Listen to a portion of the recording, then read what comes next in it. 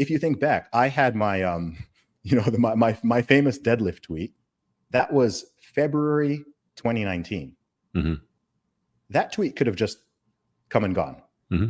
right? Haha, funny moment. People talk about it, joke about it for like a week or two, and then it's gone. I was like, nah, that's not going to happen. Yeah, just for context for people watching, just so they know, okay. like you broke the world record women's deadlift, right? Yeah, so because you identified as a woman for 20 seconds and then lifted the weight and dropped it and said, "Okay, I'm a man now." Yes, you know what? Let me give people the proper context of this story. Okay. So, I was running the last pop-up shop that I'd ever run. This is February 2019. So I'm standing at my store, my little stall. I've got my T-shirts, my CDs, my hoodies, and stuff. I'm in a city called Derby in the UK, which is close to Birmingham, and I'm literally standing at my store, thinking about what my next move is.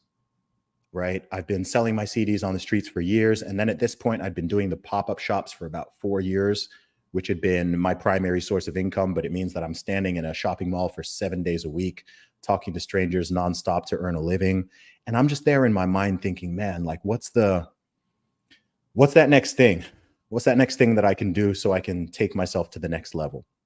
As I'm thinking this, I'm scrolling through Twitter, and I see 2 different stories about men identifying as women and like winning races and winning athletic events and whatever. I've seen this sort of creeping up over the last couple of years, and I'm like, this is goofy, this is stupid, whatever. Out of curiosity, my brain just went to, I wonder what the British women's deadlift record is. So I looked it up for my weight class, and it was 210 kilos. And I was like, oh, my PB is 275, right? I can pull more than 100 pounds more, around 100 pounds more than the women's record. And so I already had the video on my phone. I had a video on my phone of me doing a 230 kilo deadlift.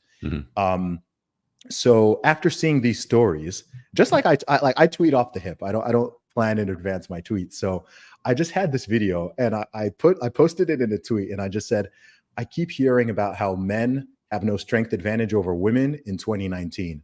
So watch me destroy the British women's deadlift record without trying. P.S. I identified as a woman whilst lifting the weight. Don't be a bigot. I had 18,000 followers at the time I posted this, February 26, 2019. I remember the date. I hit that tweet button, and I'm just standing around my store, waiting for people to approach. 9 a.m. in the morning, like no one's buying anything yet. The mall's not even busy. And I'm just looking at my phone, and I very quickly realized something is happening. The numbers were just going up and up and up.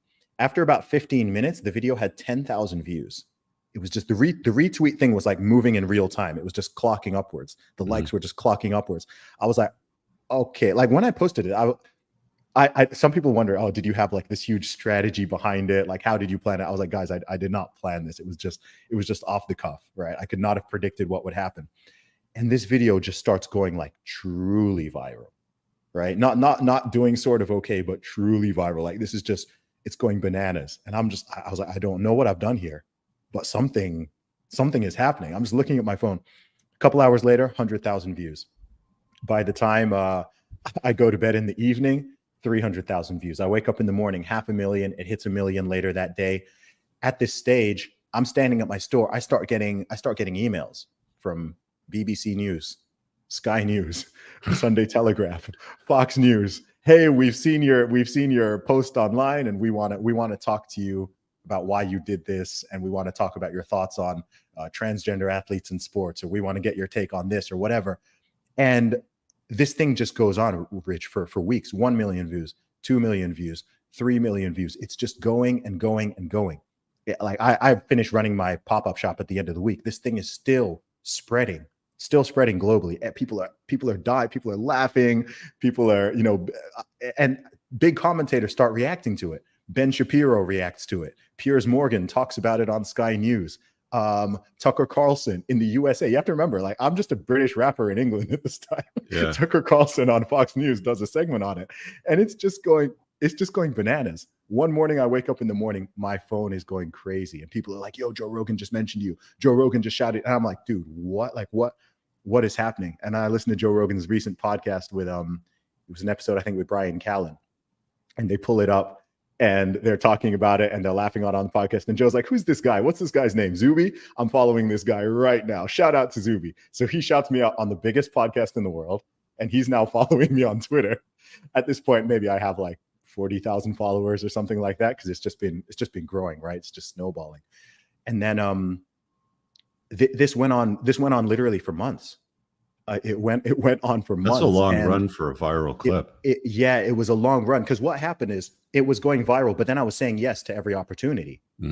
So it wasn't just the clip that went viral, but I myself went viral. So because I've been doing all this other stuff at that time, I've put out multiple albums.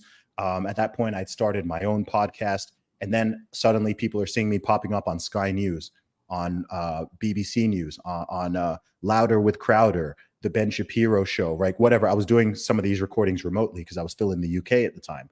So all of a sudden people are just, yo, who's this guy? Like he's interesting. He's got an interesting background. He's got an interesting story. He's talented. He's a good communicator, all of this stuff. So it went beyond just the, that funny tweet itself. That was the thing that captured the attention. But then from that point onward, people were like, oh, actually this guy is, he's got something to say. He's got an interesting message. And then more doors open. I got invited to go out to LA to do a Dave Rubin's show, the Rubin Report. I told Joe I was going out to LA. He invited me to come on the Joe Rogan Experience for the first time. Ben Shapiro invited me onto his Sunday special. Adam Carolla invited me onto his show. Did you have any expectation that it would blow up like that, or was just like? I honestly did not, Rich. Yeah, I really did not. Like I've put out so many tweets, so many posts, so many pieces of content on the internet. I've been on social media for, at this point, 15 plus years. Yeah. So I didn't know that. I thought that tweet would get a couple of LOLs. Yeah, got a hell of a lot more than that for you. Yeah, because my reach was only 18,000 people. I wasn't like, oh, millions. How can I post to 18,000 people and I have the assumption it's going to get millions of views? I was just like, oh, okay, this is a silly thing. It's funny. It's goofy. And I just put it out there, and it just struck a nerve. What's fascinating about it is it went viral in many different spheres. So it went viral in the sports world. It went viral in the feminist world. It went viral in the sort of political world. In the Did you get any hate from it? Or was it all mostly positive? Very little. Very little. And what's funny is I think because it was a bit of a checkmate maneuver. Because I just used their logic against them. It was. Right. So even if people got angry, it's like, well, what's their argument? Is their argument that I'm not really a woman? Because isn't that against their own a woman is anyone who identifies as a woman thing? It's right out of the rule book, right? Exactly. Or if you accept me as a woman, then I actually am the British women's deadlift champion.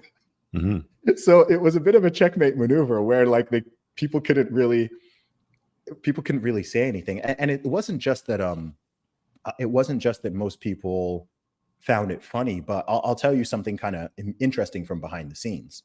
So when I went on some of these British mainstream media channels, Sky News, BBC, obviously BBC is like the biggest, publicly funded, it's big publicly funded media corporation, massive one in the UK. When I went on some of those shows, off camera, like in the green rooms or just in the studio, Rich, I can't tell you how many people were just like, thank you for saying it.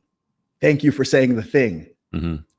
Especially women, right? I had women telling me like, I've got daughters who's in school and I'm worried about this and that, but I'm afraid. It's a bit like how it was during the COVID era. Like the amount of people, to this day, I still get people just coming up to me like, man, thank you for the stuff you were saying during that time, because you kept me sane. Right? Because people are thinking it, but they don't want to say it, or maybe they don't have the right words, or they don't know how to articulate it. I really hope you guys enjoyed that clip. If you want to watch the full-length podcast, you can find that over here, that clip's from. If you're newer to the channel, make sure you hit subscribe over here, and pin down below in the top comment, you'll find a bunch of useful links to my website, my supplement line, books, and a bunch of other stuff. Have an amazing day. Peace out.